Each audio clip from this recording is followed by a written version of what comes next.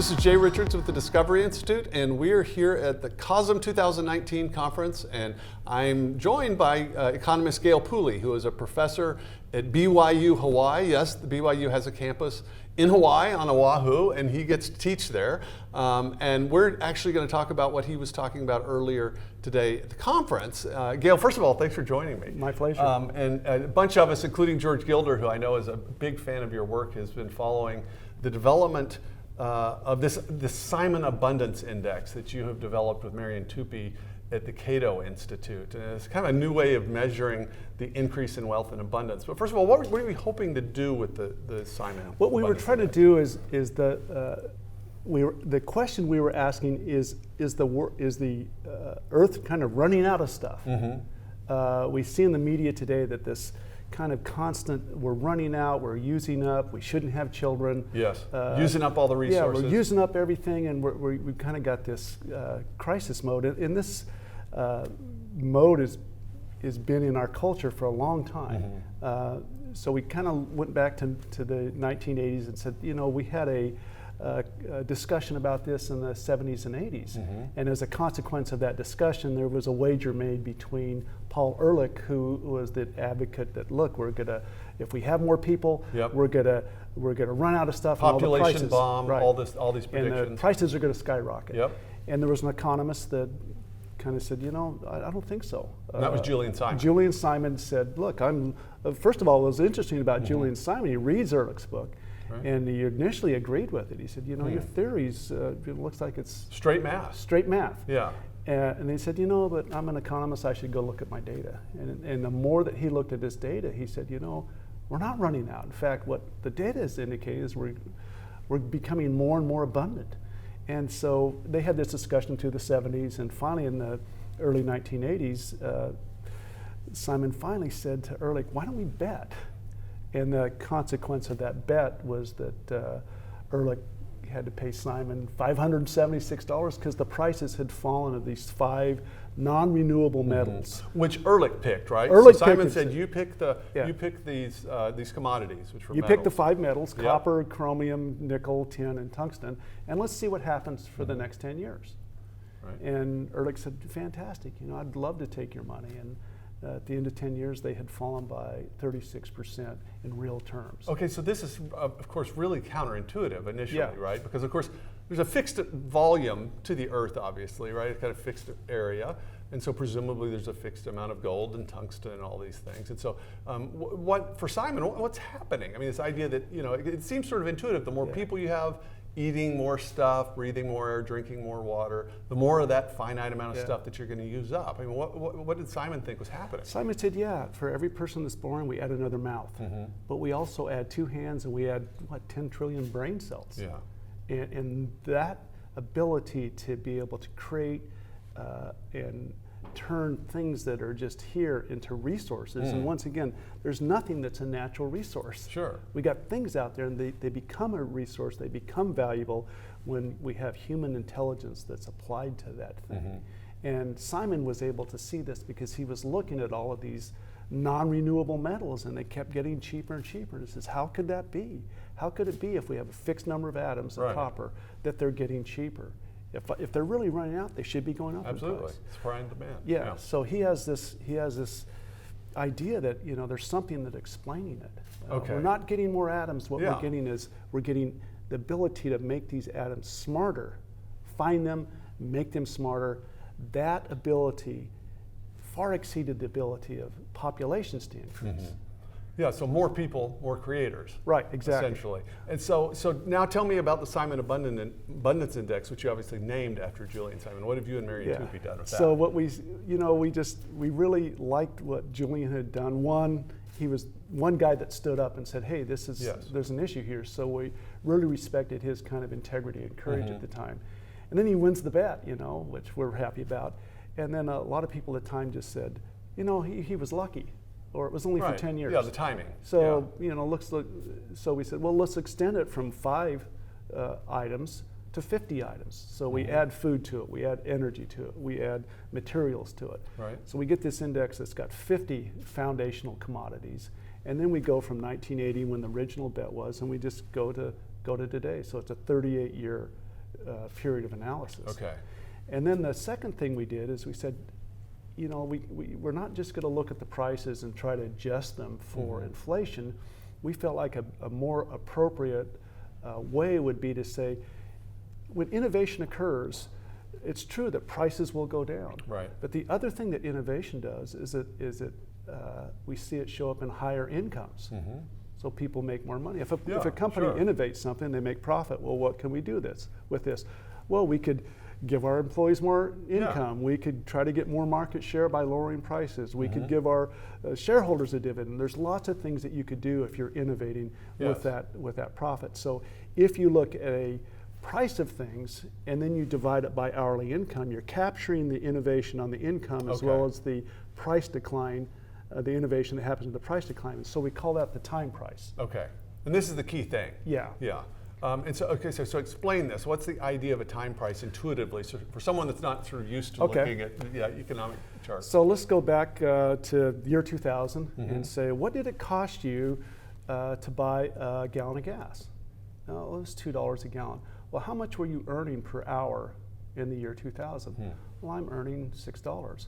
Well, what's that ratio? That ratio will tell you how much time it took you to earn the money to buy that gallon of gas. So it's a gallon of gas bought in 1980 versus a gallon of gas bought compared and determined by how much of your time is used or needed in order to buy that. So it's two ratios. Here's the gas price in 1980. Here's how much you were earning in 1980. Right. And that tells us that's how many hours it took you to buy that gas. Now let's fast forward and say, today, here's the price, but here's how much you're earning. What's that ratio? And then we compare those two ratios. Okay, so what's the trend? Well, the trend has been, for these 50 foundational commodities, is the trend is the time price has dropped about 70%. Wow. Yeah, with zinc dropped about 22%. Uranium's dropped 87%. That's oil, crude oil's dropped about 60%, 62%. Astonishing. Yeah, so I think part of it is, and then the next thing is, wow, all these time prices are going down. How does that compare back to Simon and Ehrlich's bet, which was tied to population? Because the model, their argument was the price of the resources and population both. Is there a relationship between those two? Yes, and so how does it work on the Simon Abundance Index? Well, yeah, so 1980, from 1980 to today, we've gone from 4.5 billion to 7.6 billion. So we've increased over 3 billion. It's about a 70% increase in population. At the same time, you have a 70% decrease in prices. Wow. Time prices. So one of the findings that we, kind of conclusions we were able to make is, it looks like every time you increase population 1%, your time prices go down 1%. And it's not, the other important thing to understand is a price increase is not the same as a price decrease. So as your increase, the way percentages work, I know this. Yeah, it's one of these SAT tricks. Yes. Right. Negative percentages are like, okay, I got to be careful here because as I start, because prices can only drop 100%. Right. Then they're free. But the ratio of that, or 1 divided by that, can go to infinity. Yes. So we start seeing these prices drop, and when they get in the 50, 60, 70% range, the abundance just goes exponential. And so this seems to me to be a better way to measure what's actually happening, because some of our sort of old ways of measuring economic growth from the 20th century, I think in some ways we just don't quite capture everything that's happening. That's what I think is exciting. We felt like we're failing to capture the full effect of innovation because we're not measuring it. We're not comparing prices to income. Okay. It's that ratio that you've got to watch. Yeah. We felt. Okay, so here's the controversial question, is kind of the metaphysical question. So why is this? How is this ultimately that more human beings, rather than just being mouths that can consume, which seems intuitive to people like Paul Ehrlich, and I think an increasing number of educated Americans more or less think this, right? So what needs to be true about the human person? What's really happening in your view that makes this possible? Well, this key is our ability to advance as human beings is based on this ability to innovate. Come up with a new way of doing something, more for less. Can I do this in a new way that allows us to actually have more abundance? And that ability to innovate is a function of our freedom to invent, which is really the result of our ability to have ideas. Are we free to have ideas and then act on those ideas? Do we have human beings that have the freedom to act on their ideas? Because we know that everybody's having ideas. Right, sure. And we don't know where those ideas are coming from, but they're all over the planet. Yep. And then our people, do they have the freedom to be able to act on those ideas? Prove that my idea is a concept that I've proven. That's what we call an invention. Yeah. And then we take that invention to the market, where it actually we discover whether we've created value or not. That's right, it's tested. Right, that process of being able to have human beings that have ideas that are able to go to a market to see if they're creating value, that learning curve that George talks about, get people on the learning curve and see if they're discovering anything, creating and discovering. If it's really creating value, then that becomes knowledge. And that knowledge is really the thing that we value, is knowledge. And knowledge has this other characteristic that when I share it with you, I don't lose it. Yeah. And it's non-rival, as economists say. Yes. Right. And We both you can didn't use have, it up. Yeah, both of us can enjoy it at the same time. Yep. In fact, when we do that, a lot of times we both are better off. That's right. We figure out something else to do that we wouldn't have thought of by ourselves. So you've got that process, and that's what Julian Simon also argued, is look, you've got these people that have this creative ability. If they have the freedom to create, they're going to solve these problems of the putting people on the boat. Yes. You put more people on the boat's going to sink. And he said, one of those people, when you put them on the boat, they actually figure out how to make the boat bigger. Yeah, or build more boats. Right. And we're making the boat bigger much faster than we are adding people to it. Yeah, population is growing, but our ability to actually create these things, create resources almost out of nothing. It's out of knowledge that we create them. That process is just having this effect. We see it all over the place. That's terrific. And we like the idea of commodities because it was just, take a basic commodity a non-renewable one. That's copper. Right.